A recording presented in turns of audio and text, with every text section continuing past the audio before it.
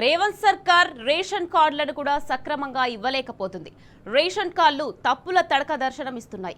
ఇక ఒక చోట అప్లై చేస్తే మరో చోట వస్తున్నాయి. దాంతో లబ్ధిదారులు సివిల్ సప్లై ఆఫీసుల చుట్టూ తిరుగుతున్నారు.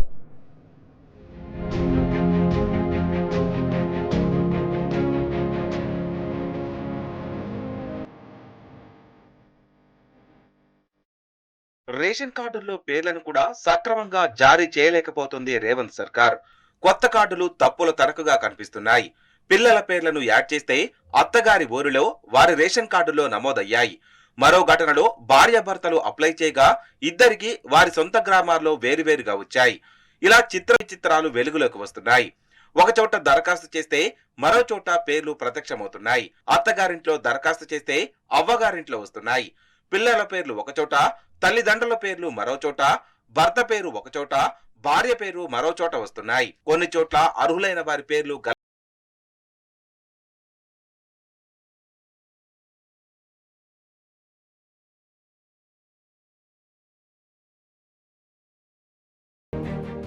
కొత్త కార్డులు పేర్ల నమోదు ప్రక్రియలో సివిల్ సప్లై అధికారుల నిర్లక్ష్యం కొట్టొచ్చినట్లు కనిపిస్తోంది.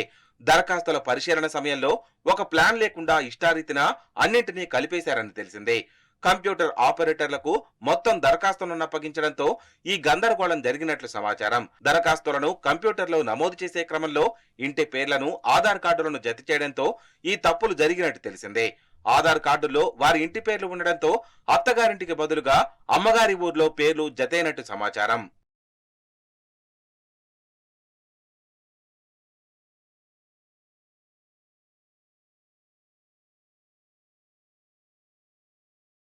గ్రామాల్లో రేషన్ కార్డుల లబ్ధిదారుల జాబితాలు వెల్లడించడంతో అవి చూసిన దరఖాస్తుదారులంతా షాక్ గురయ్యారు.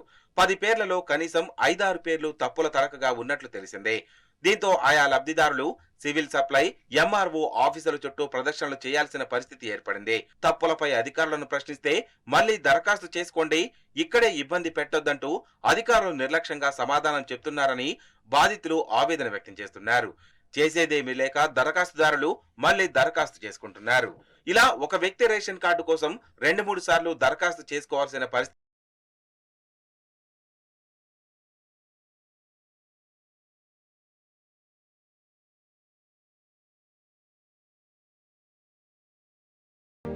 కొత్త రేషన్ కార్డులకు సంబంధించి అర్హుల జాబితాను ప్రభుత్వం ప్రకటించింది. వారికి కొత్త కార్డులు ఎప్పటి నుంచి జారీ చేస్తారు, ఎప్పటి నుంచి సన్నబియ్యం పంపిణీ చేస్తారు అనే అంశంపై స్పష్టత కరువైంది.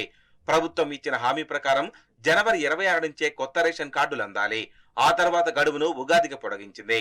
కానీ ఇప్పటి వరకు కొత్త కార్డులు జారీ చేయలేదు. చివరకు రేషన్ కార్డుల జారీ ప్రక్రియలో కూడా రేవంత్ సర్కార్ నిర్లక్ష్యంగా వ్యవహరిస్తోంది.